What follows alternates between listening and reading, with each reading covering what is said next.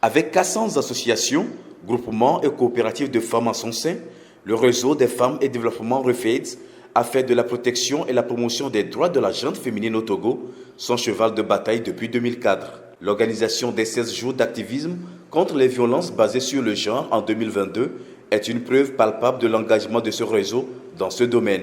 Grâce en effet au projet Bâtir un leadership socio-économique des femmes de la région des Savanes au Togo, financé par l'USAID, dans le cadre de son programme régional d'appui aux pays côtiers, le REFAID a animé des causeries éducatives à l'endroit des groupements cibles, des émissions radiophoniques et autres, des séances de sensibilisation dans 4 préfectures, notamment Pendial, Pendial Ouest, Séquencé et Tone. Le point culminant de ces actions fut la présentation le 10 décembre 2022 d'un plaidoyer sur le droit à la propriété foncière et l'éradication des mutilations génitales féminines qui persistent dans les localités.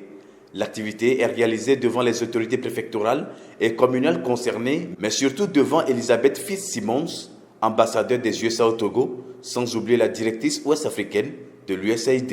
Les femmes leaders des 18 cantons avec lesquels nous avons travaillé exhortent les autorités politiques administratives traditionnelles locales et les élus locaux à utiliser tous les tacts pour lever les verrous et pratiques coutumières qui constituent des obstacles à l'accès des femmes à la terre, qui peuvent être source de conflits et constituer des fenêtres d'opportunité pouvant être exploitées par les organisations extrémistes violentes pour infiltrer nos localités. Les autorités politiques locales à mettre en place un système renforcé de surveillance transfrontalière de l'excision. Les chefs traditionnels à mettre en place au niveau communautaire des mécanismes de gestion équitables des conflits liés aux violences basées sur les genres et surtout aux fonciers. La lutte pour l'accès des femmes à la terre répond en réalité à 2 préoccupations majeures. La première, d'ordre économique, s'explique par la forte corrélation qui existe entre droit d'accès des femmes à la terre et réduction de la pauvreté à travers l'augmentation des revenus et le bien-être familial. La seconde concerne le droit. En effet, le droit à la propriété est universel et valable pour tous. La terre est un bien inaliénable, faut-il souligner à ce sujet. Bonne nouvelle, d'encourageants résultats sont obtenus après 9 mois de mise en œuvre du projet, se réjouit le REFAID. Les femmes, au cours de ces intenses activités, elles ont dans leur localité fait des dénonciations en faisant des sensibilisations dans le lieu public, les marchés, les écoles, les rassemblements pour ressortir toutes les violences physiques, psychologiques, en tout cas toutes les violences qu'elles vivent dans leur communauté. En Séquencé, par exemple, il y a une femme prouvée qui a été expropriée avec ses enfants d'un terrain rural. Et le plaidoyer que les femmes leaders ont eu à faire auprès du préfet a permis à cette femme et ses enfants de rentrer dans leurs droits.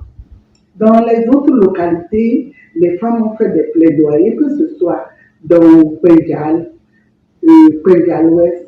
Elles ont fait des plaidoyers et elles ont pu accéder à des terres où elles ont fait le reboisement et les champs agricoles. Auréolé de cette victoire d'étape, le réseau compte continuer dans la même lancée en multipliant les actions similaires afin de relever les autres défis en matière de droits socio-économiques des femmes.